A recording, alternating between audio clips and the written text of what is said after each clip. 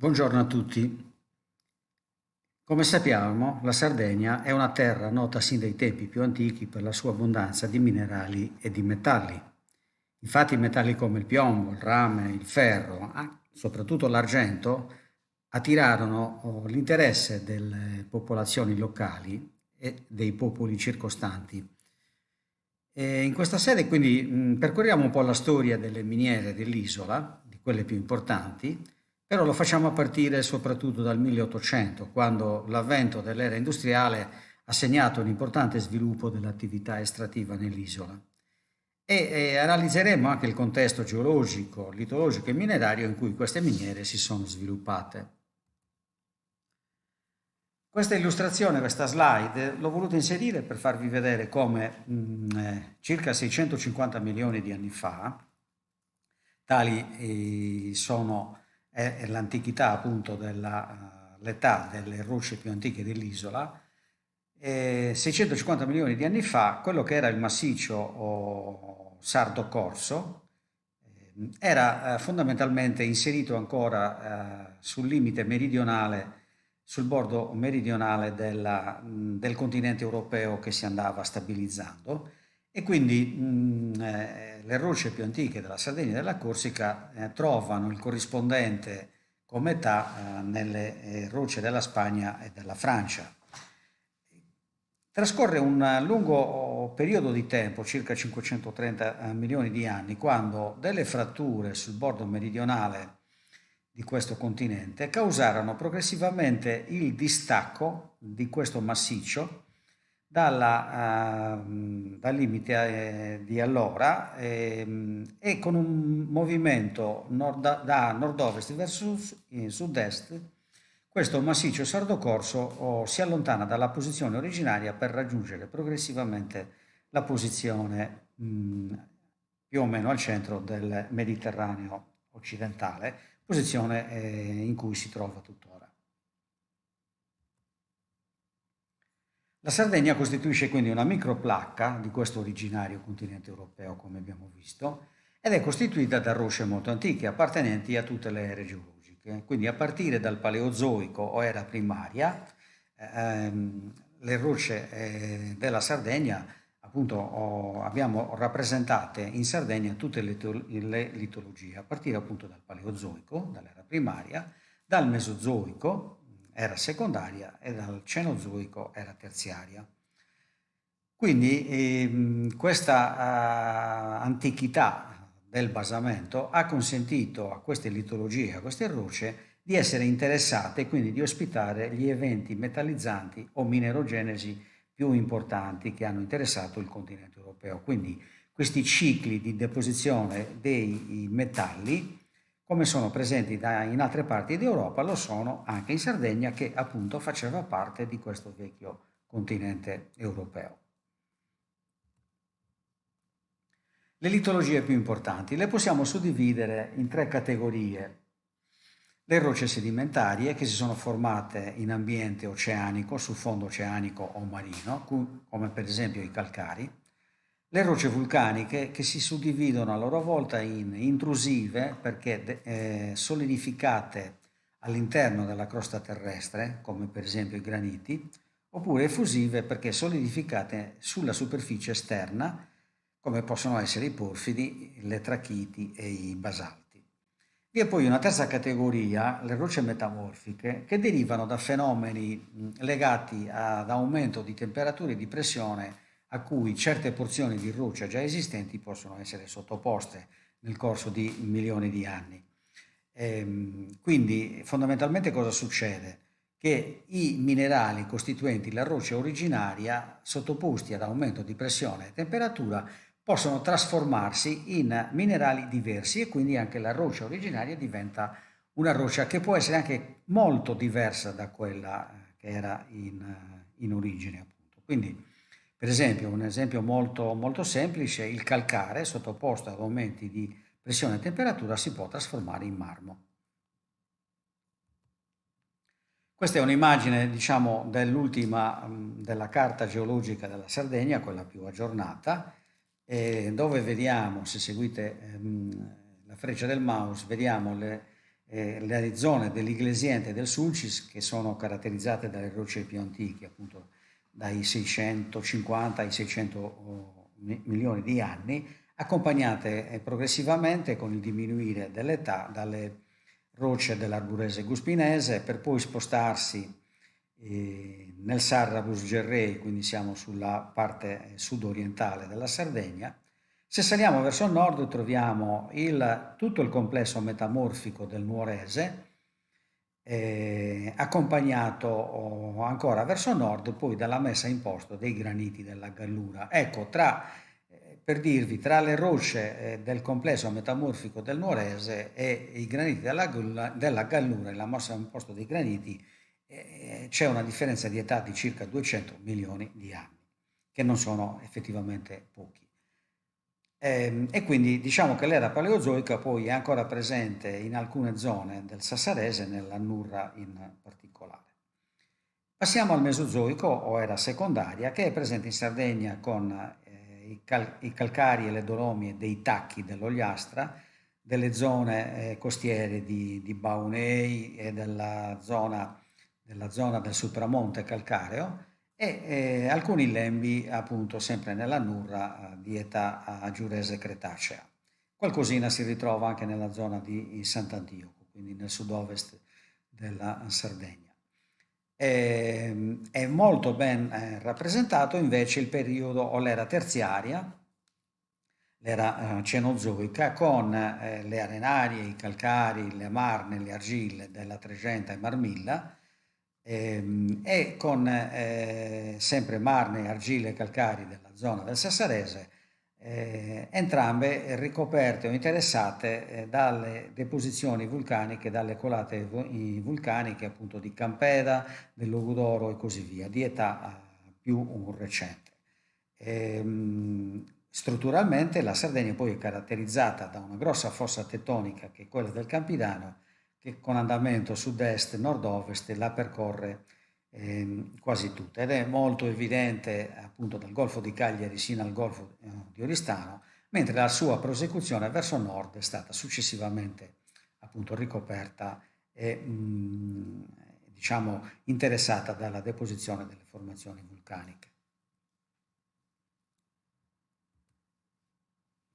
Passiamo alle miniere vere e proprie e lo facciamo partendo da quelle del Paleozoico dell'Iglesiente, che sono localizzate in rocce sedimentarie. Quindi il periodo è quello del Cambrico, il primo periodo appunto dell'era paleozoica, siamo intorno ai 600 milioni di anni. Le litologie sono calcarie e dolomie.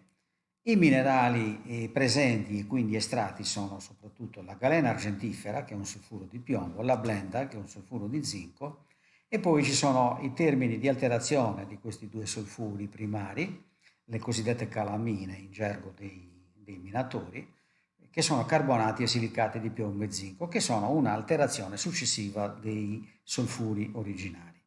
Come sono piazzati questi solfuri all'interno delle rocce che li ospitano?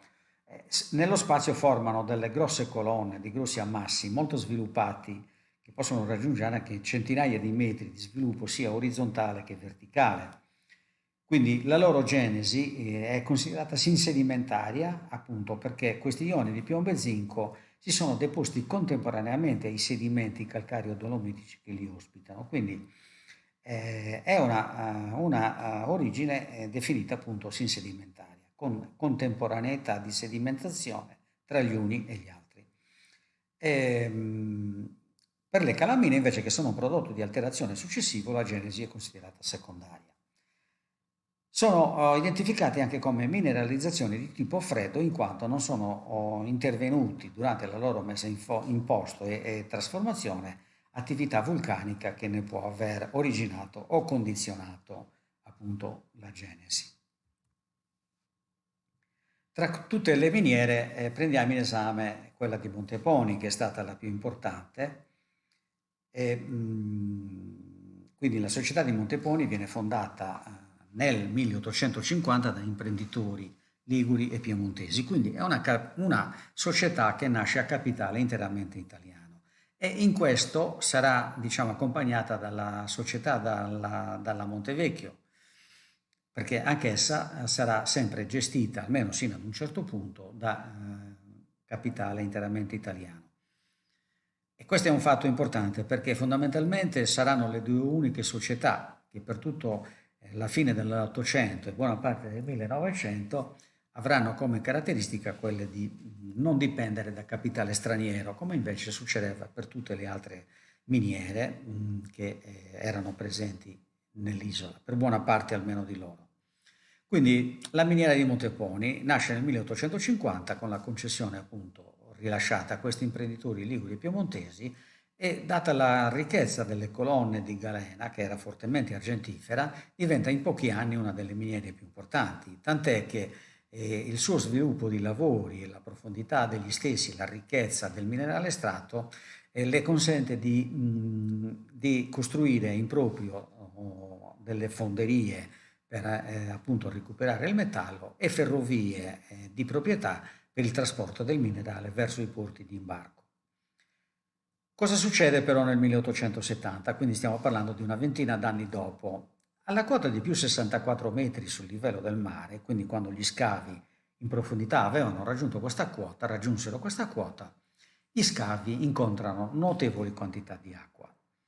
E si capisce sin da subito che il problema è importante perché con i mezzi di allora non si riusciva ad asciugare i luoghi di lavoro e quindi ci si trovava obbligati a lavorare in mezzo all'acqua, quindi la cosa non era possibile approfondire gli stessi e quindi si dovettero studiare delle soluzioni. Una prima soluzione fu quella di ordinare e far costruire in Belgio una grossa pompa a vapore che arrivò smontata in Sardegna e fu rimontata all'interno del Pozzo Sella che fu appositamente scavato per alloggiare questa pompa. Però l'intervento di questa pompa migliorò solo temporaneamente la situazione, abbassando di forse neanche una decina di metri il livello dell'acqua, oltre il quale non si riuscì comunque ad andare appunto neanche con l'utilizzo di questa pompa.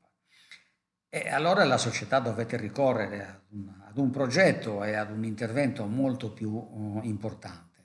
Quindi studiando la conformazione e la geologia di tutta la valle di Iglesias, si capì che era praticamente diciamo tutta la porzione di valle circostante la miniera che era interessata da questo problema. Perché? L'orizzonte dei calcari e delle dolomie che ospitava le mineralizzazioni era presente praticamente sui due fianchi della valle, quindi i calcari erano presenti sia a nord che a sud della valle e in profondità si ricongiungevano, era praticamente un grosso catino d'acqua dove l'acqua era presente, quindi c'era la necessità per poter proseguire i lavori verso il basso coltivare le mineralizzazioni sempre più ricche, di asciugare questo catino, insomma bisognava vuotare questa grossa bacinella, passatemi il termine, che appunto ospitava tutte le mineralizzazioni. Con la caratteristica che, come abbiamo detto, la miniera di Monteponi si localizza a nord, sul fianco nord della valle, mentre sul fianco sud era presente la miniera di San Giovanni, che era gestita dalla società Pertusola, quindi da una società straniera. Ovviamente, come si pensò di risolvere il problema? La miniera di Monteponi dista circa 7 km dalla costa ovest da Fontanamare, dalla spiaggia di Fontanamare. Si pensò quindi di scavare una grossa galleria di scolo, appunto, localizzata più o meno a livello mare, forse giusto una decina di metri sopra, almeno sulla verticale delle mineralizzazioni di Monteponi, scavare questa grossa galleria che con un percorso di circa 7 km avrebbe consentito di evacuare le acque presenti nell'entroterra verso il mare. Ma era indubbiamente, come capite, un'opera immane per quei tempi, tant'è che la società si trovò obbligata a richiedere un finanziamento statale che ottenne e allo stesso tempo coinvolse in questo progetto la società Pertusola.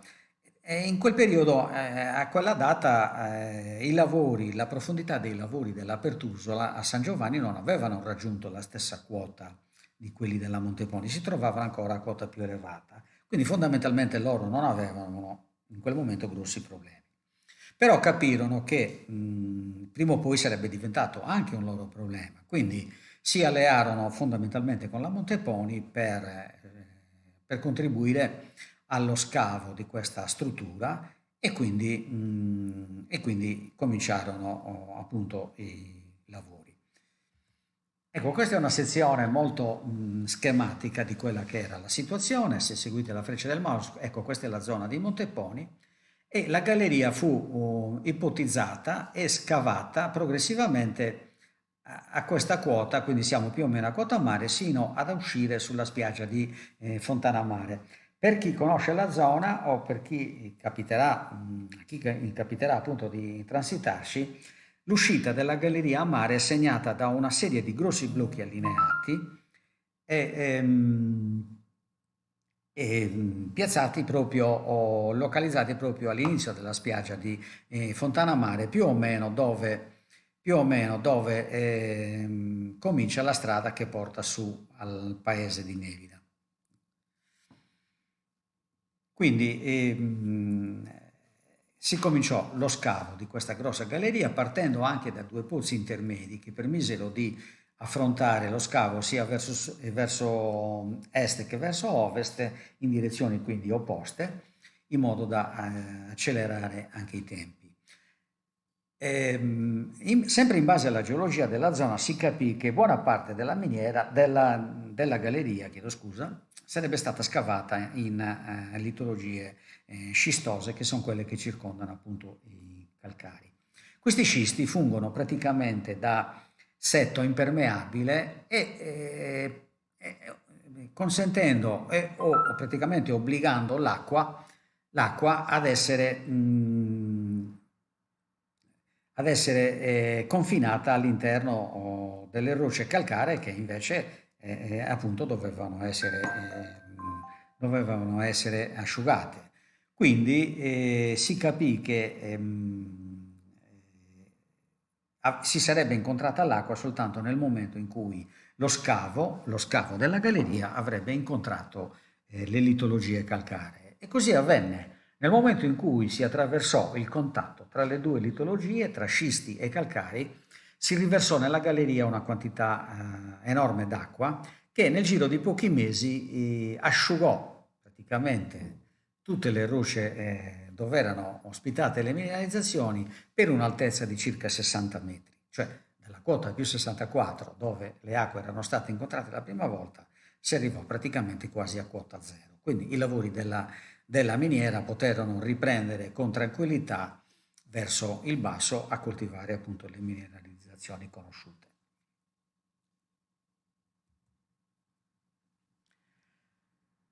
Cosa succede una volta arrivati a quota zero? Arrivati a quota zero il problema si ripresentava decine di anni dopo, si ripresentò tal quale. Però partendo dal punto fermo dell'esistenza della galleria, la società ipotizzò lo scavo e la realizzazione di una serie di impianti di pompaggio nell'approfondire appunto i lavori verso il basso, piazzati a varie quote, in modo da consentire con delle pompe l'evacuazione appunto dell'acqua presente nei luoghi di scavo, in modo che queste acque attraverso il pompaggio raggiungessero la galleria e infine, come era successo decenni prima, uscisse poi a mare. Questi vari impianti di pompaggio nel tempo sono stati piazzati a livello meno 10, a livello meno 60, a livello meno 100 e infine a livello meno 200. Questo è l'ultimo realizzato nei primi anni del 1980 sotto diciamo, la direzione dell'ENI, quando le miniere della Sardegna erano gestite dall'ENI, e fu realizzato questo modernissimo impianto di pompaggio a quota meno 200 e le acque appunto venivano pompate da quella quota sino alla galleria di scolo e poi ovviamente a mare. Nel frattempo cambiano tante cose, cambia un po' lo scenario nell'economia delle miniere. il prezzo, il valore del piombo e dello zinco sul mercato dei metalli cala in continuazione, mentre salgono invece i costi per l'energia necessaria per pompare queste grosse quantità d'acqua. Tenete conto che nel momento in cui l'impianto a fine degli anni 90 verrà chiuso, in quel momento si pompavano 2000 litri d'acqua al secondo, quindi era una quantità d'acqua effettivamente importante. Quindi tutta una serie di fattori portarono poi appunto alla fine degli anni 90 alla chiusura della miniera di Monteponi e progressivamente un po' di tutte le altre del bacino dell'Iglesiente. Che cosa era successo nel frattempo? Che questo pompaggio indotto dai vari impianti a più quote, alle varie quote, aveva causato che le acque originariamente dolci diventassero progressivamente salmastre. Cioè aumentava il contenuto, più si andava in profondità, più aumentava la quantità d'acqua da edurre e più cresceva il contenuto salino di queste acque. Era chiaro, era evidente che il pompaggio a indotto richiamava acqua dal mare.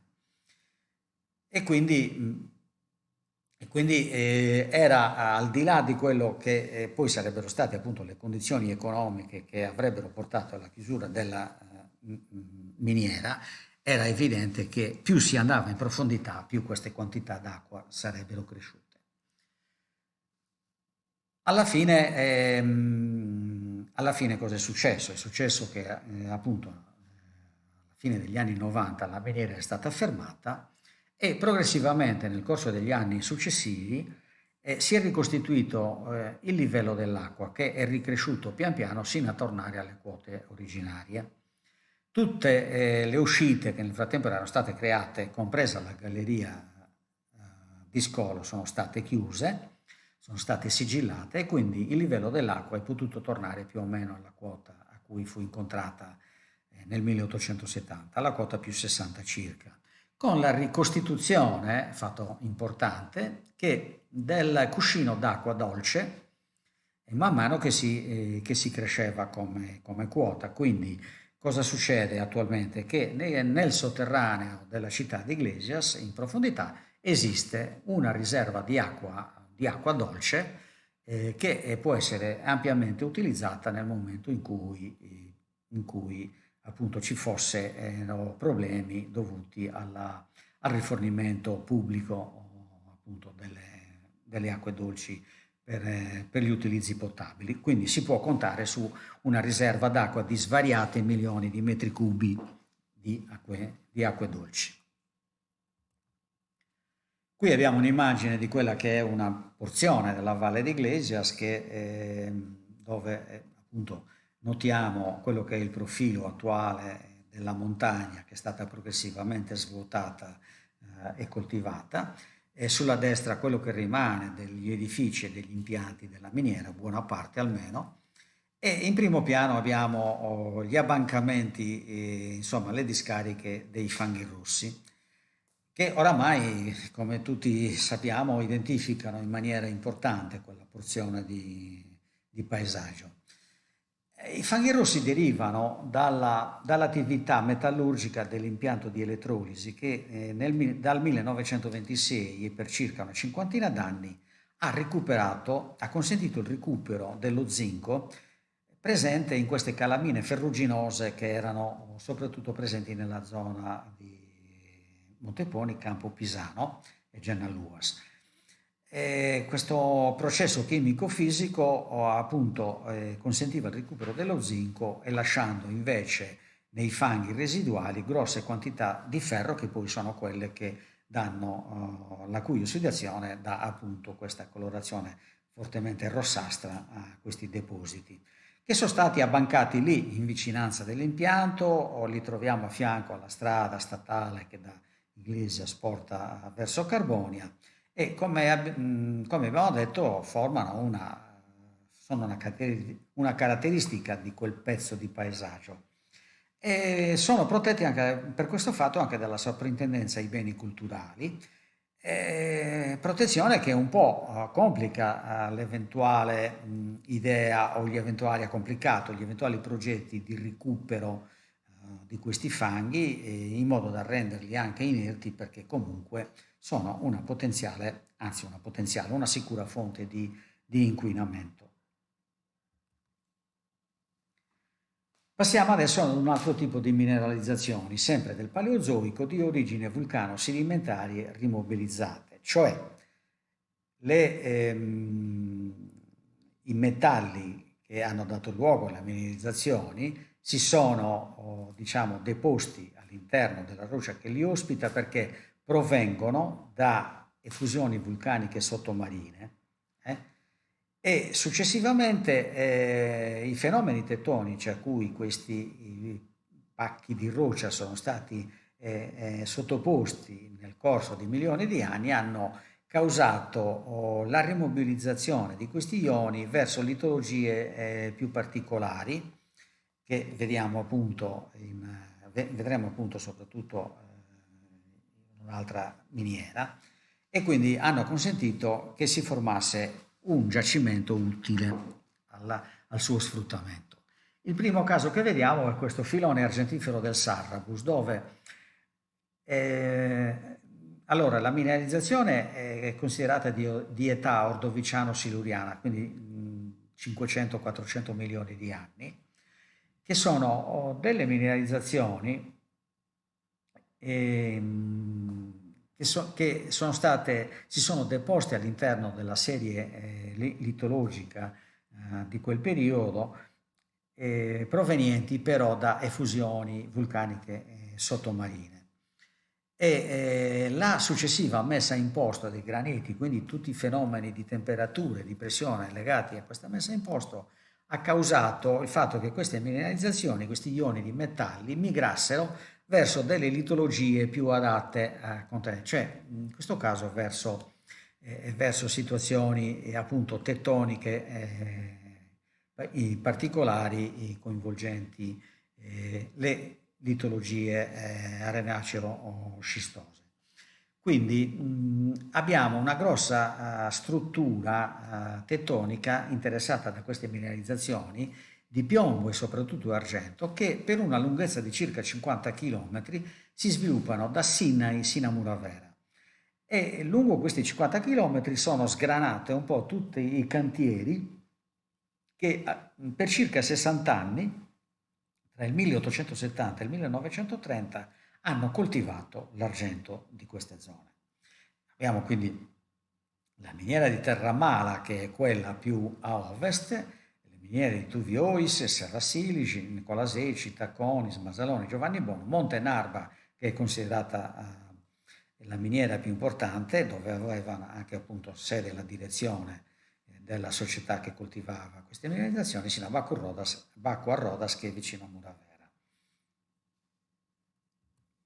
Ecco, questa è una planimetria, diciamo, della mineralizzazione del filone argentifero, e qui siamo a Terramala, qui siamo vicino a Sinai. Ecco, queste linee rosse, soprattutto questa con direzione appunto da ovest verso est, identifica il filone argentifero. Le altre sono delle mineralizzazioni minori, spesso però che non contengono argento, e lungo questa struttura da ovest verso est vedete come sono sgranate i cantieri che abbiamo nominato prima: Tuviois, Serrasilici, Nicolaseci, Mazzaloni, Montenarva, sino a Bacco a Rodas.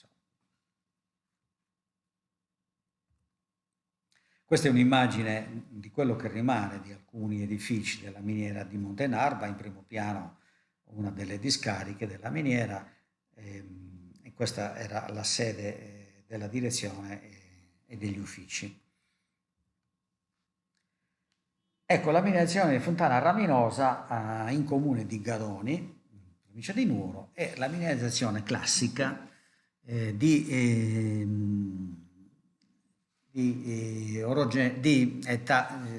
origine vulcanica rimobilizzata. È una mineralizzazione di età ordoviciana siluriana, che è questa, legata all'ente calcaree della silicistosa, quindi i minerali di piombo, zinco e rame, che provengono da effusioni vulcaniche sottomarine, come abbiamo detto, vengono rimobilizzate in queste lenti e il calcare che costituisce appunto queste lenti viene trasformato in una roccia particolare, il suo termine è scarne, però è una roccia, è la cosiddetta roccia verde dei minatori, e sono mineralizzazioni conosciute sin dall'età nuragica e romana. Quindi i minatori, quando incontravano, nello scavo delle gallerie, incontravano queste rocce, sapevano che stavano entrando in mineralizzazione. L'attività industriale però comincia poco dopo, nel 1900, l'attività industriale vera e propria. La calcopirite, che è il minerale di rame principale, si presenta inizialmente in tenori molto molto elevati che consente delle ottime produzioni di rame. Poi, man mano che gli scavi vanno in profondità, ci si accorge che la mineralizzazione, il rame sempre sì ancora presente, però si trova frequentemente accompagnato da piombo e zinco in una forma di solfuri complessi, per cui è difficile anche il recupero dei vari metalli. Si trova soluzione a questa situazione installando a Fontana Reminosa il primo esempio in Sardegna di un trattamento chimico-fisico, che è quello della flottazione, che progressivamente si era andato fermando negli Stati Uniti e nelle miniere in Europa. Quindi la società, diciamo, nel 1940 è la Cogne che gestisce la società, quindi siamo ancora in periodo autarchico all'inizio della guerra, e successivamente si avvicenderanno nella gestione della miniera la Cuprifera Sarda e infine il gruppo Eni con la Samim, che la ferma però ai primi anni 90. Questa è un'immagine dell'ultimo impianto di trattamento realizzato appunto dall'Eni quando si tentò una ristrutturazione della miniera, però le ricerche sviluppate ancora più verso il basso diciamo non diedero i risultati sperati, per cui progressivamente nel corso degli anni la miniera è stata fermata. E passiamo invece adesso alle miniere sempre del Paleozoico, però di origine magmatico-intrusiva, ecco, quindi legate alle rocce magmatico-intrusive e soprattutto ai graniti. Siamo sempre nel Paleozoico, come abbiamo detto, però il Carbonifero è il periodo interessato, che vede appunto la messa in posto di questi grossi volumi di granito che costituiscono il basamento cristallino della Sardegna. Quindi abbiamo tutta una serie di rocce preesistenti, che sono i cosiddetti scisti metamorfici, che sono compresi in un'età tra 500 e 360 milioni di anni, che verranno progressivamente, successivamente interessati dalla messa in posto di questi graniti. Ecco, legati a questi graniti cosa succede? Che la messa in posto di questi graniti causa grosse fratturazioni nelle rocce, in questi scisti preesistenti. Quindi in queste fratturazioni, in queste grosse fratture, si infilano i metalli allo stato fluido che arrivano dal serbatoio magmatico profondo, e quindi con tutti i minerali di ganga queste soluzioni ricche di metalli e di altre sostanze praticamente riempiono queste grosse fratture, creando in gergo minerario appunto questi grossi filoni che si sviluppano frequentemente per centinaia di metri sia in senso longitudinale che verticale. Le miniere sono quelle filoniane classiche, appunto come Montevecchio, Ingurtoso, Genamari, nelle nostre zone, l'Argentiera nel Sassarese, Lula e Sosenato vicinissimi a Lula, e poi altre miniere diciamo più piccole, però non meno importanti, come possono essere state appunto Silius e Sardara, Santa Lucia e le nostre piccole Perdevibra e Canale Eserci. I minerali estratti presenti e quindi estratti sono soprattutto galena blenda, calcopirite, barite e fluorite e stagno, molibdeno e minerali di argento, cadmio, indio e così via. La genesi è considerata appunto idrotermale intrusiva, associata ai graniti, quindi mineralizzazione di tipo caldo, e la giacitura, come abbiamo detto, tipicamente filoniana, quindi queste grosse fratture che tagliano all'interno della roccia incassante, che tagliano appunto la roccia incassante, che sono state successivamente riempite dai fluidi mineralizzati provenienti dai graniti profondi. L'esempio classico è la miniera di Montevecchio. Allora, chi percorre uscendo da Guspini la strada che porta a Montevecchio incontra praticamente dopo qualche chilometro i primi impianti della miniera. Allora, il sistema filoniano, che è stato successivamente interessato dai vari cantieri, il cui il primo lo troviamo a Sciria, con i cantieri di Piccalina e Sant'Antonio, proprio salendo da Guspini. Poi arrivati a Montevecchio, il sistema filoniano si dirige ad ovest verso Ingurtuso. Ecco, questo sistema filoniano, interessato progressivamente da tutti i cantieri della Montevecchio, si sviluppa per circa 8 km, ma non si ferma qui. Questa è la zona che compete a Montevecchio, perché affiancate alle concessioni minerarie della Montevecchio vi erano poi quelle della Pertusola, che coltivava le miniere di Ingurtuso e Gennamari. Quindi fondamentalmente attorno a questo grosso batolite di granito dell'Arburese Guspinese e poi che si estende anche sino verso Gonosfanadiga, e sul lato nord, sul confine nord di questo grosso batolite granitico è presente questa fascia filoniana che si sviluppa sommando quello che compete a Montevecchio e quello che compete ad Ingurtuso, si sviluppa per circa 11-12 km. È un sistema filoniano enorme che portò soprattutto la Montevecchio a diventare una delle miniere più importanti d'Europa. Sicuramente era la più importante in Italia, almeno come miniera di tipo filoniano, come mineralizzazione di tipo filoniano.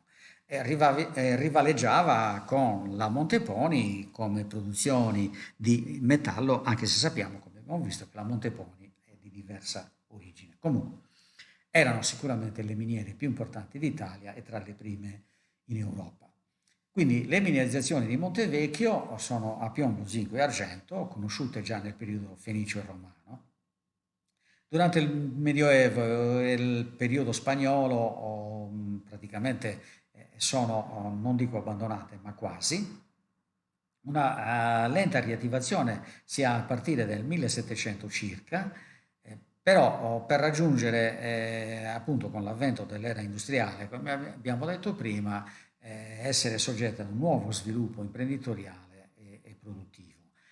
Infatti, soprattutto la Montevecchio, con la figura del sassarese Giovanni Antonio Sanna, che capì l'importanza delle mineralizzazioni contenute in questi filoni vicini a Montevecchio, appunto, chiese la concessione mineraria che gli fu accordata dal re Carlo Alberto I e Giovanni Antonio Sanna cominciò subito la coltivazione appunto di queste importanti mineralizzazioni, soprattutto a galena argentifera, raggiungendo subito delle produzioni molto elevate. Quindi, come abbiamo visto, entrambe le miniere, come abbiamo detto prima, sono guidate da investitori italiani e tali rimarranno più o meno sino ai primi decenni del 1900.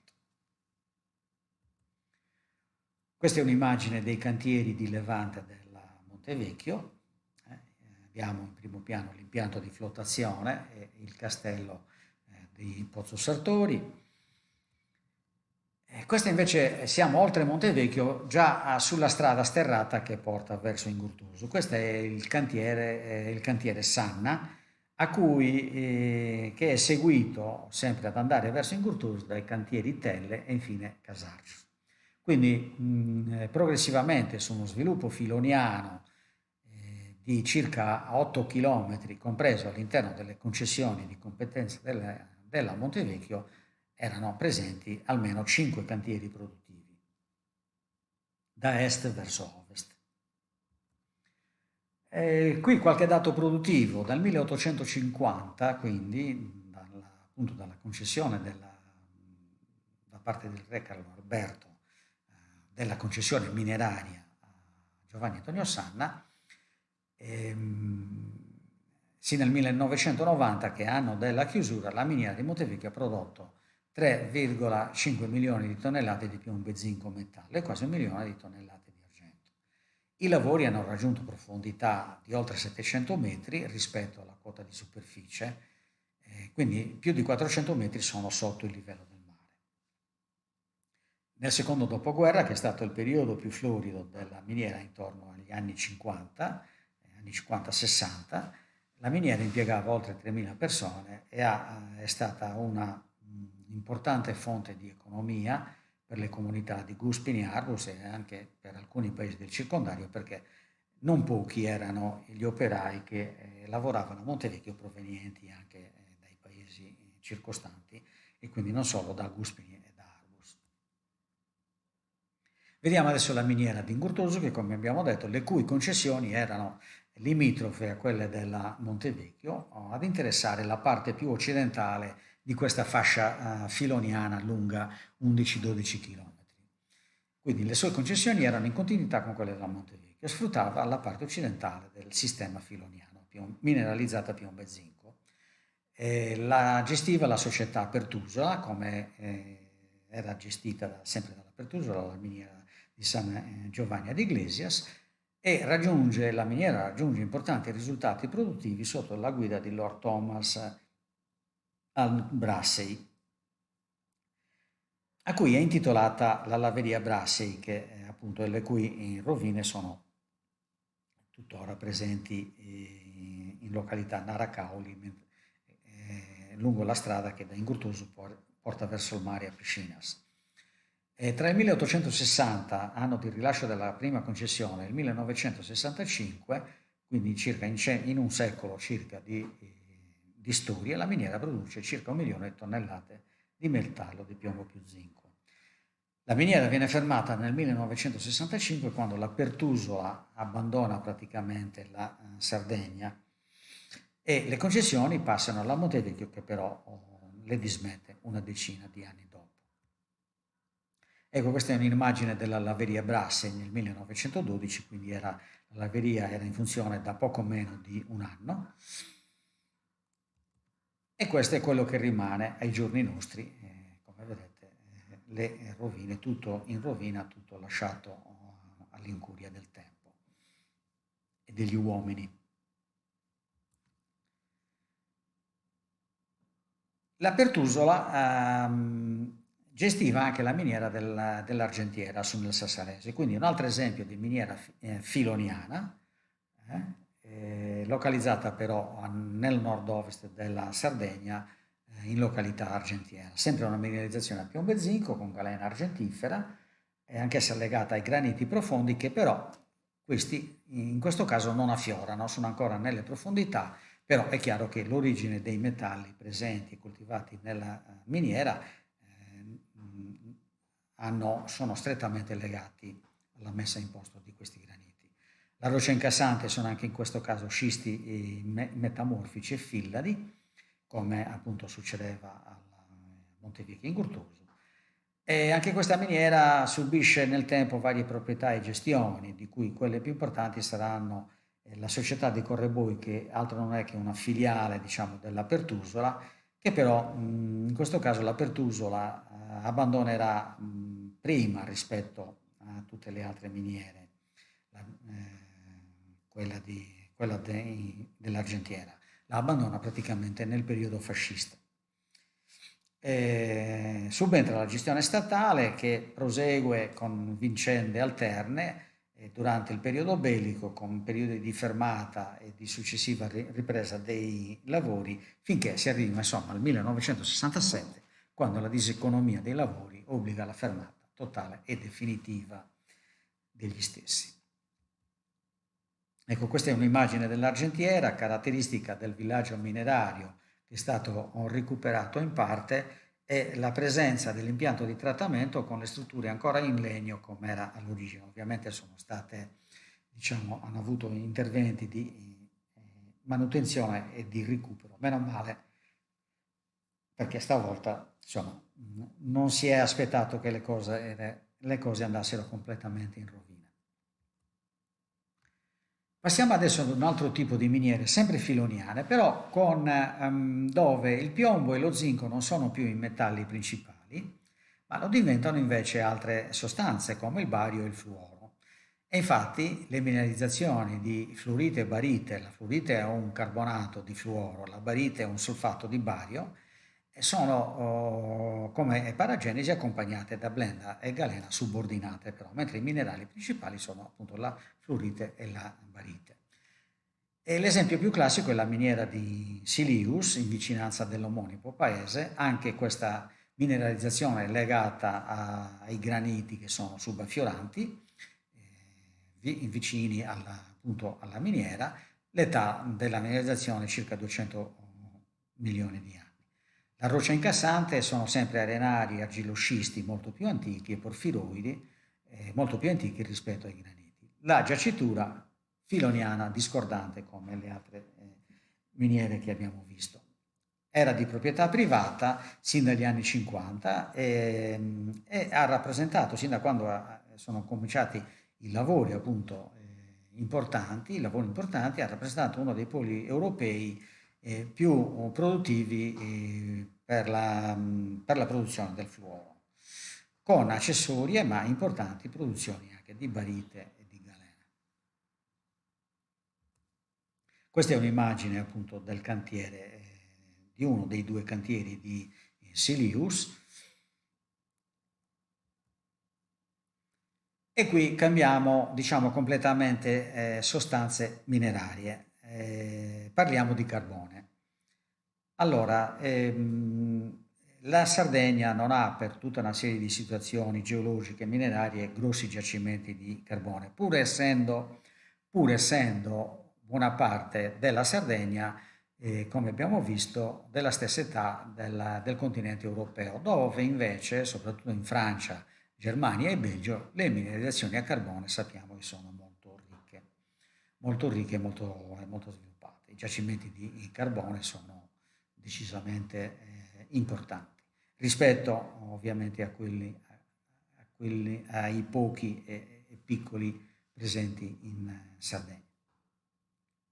Comunque il carbone fu individuato in Barbagia dalla Marmora durante il suo primo viaggio e la prima concessione per lo sfruttamento di questo carbone fu accordata nel 1840. Cosa succede? Che durante il periodo carbonifero, quindi siamo più o meno alla fine dell'era paleozoica, il carbonifero, ricordiamolo, è anche il periodo in cui si sono messi in posto i graniti che abbiamo visto sono importantissimi per le mineralizzazioni di piombo e zinco, almeno per quelle filoniane. E durante il carbonifero, in concomitanza con la deposizione dei più grandi giacimenti europei, ai quali comunque non sono paragonabili, anche in questa zona si formarono depositi di carbone all'interno di zone paludose ricche di vegetazione, con un substrato scistoso. Cosa succede? Che queste zone paludose ricche di vegetazione forniscono la materia prima necessaria alla carbonizzazione e alla formazione appunto dei giacimenti di carbone. Quindi durante il periodo successivo, il Permiano, successivo al Carbonifero, si ha questi giacimenti, questa deposizione di materiali, di sostanze vegetali viene progressivamente ricoperta da altri sedimenti e soprattutto da effusione di porfidi quarziferi che coprono questi depositi, che ne favoriscono la carbonizzazione e li preservano soprattutto dall'erosione successiva dell'era mesozoica e terziaria. Questo carbone qualitativamente è un'antracite di buona qualità che è stata largamente utilizzata soprattutto nel periodo autarchico e durante il secondo conflitto, quando alimentava ferrovie, navi, eccetera, eccetera, anche perché nel periodo autarchico non ci arrivavano i metalli e le sostanze minerarie dall'estero. Questa è un'immagine della laveria dove veniva trattato appunto il minerale. Questo è quello che rimane appunto la laveria di Corongiu, in località Corongiu San Sebastiano, a pochi chilometri da Seui. E per oggi ci fermiamo qui. ci fermiamo a circa 250 milioni di anni fa. E nella prossima puntata vedremo le miniere che invece sono nate su mineralizzazioni che sono ascrivibili come età al Mesozoico, quindi all'era secondaria, e al Cenozoico e all'era terziaria. Grazie dell'attenzione e ci sentiamo presto.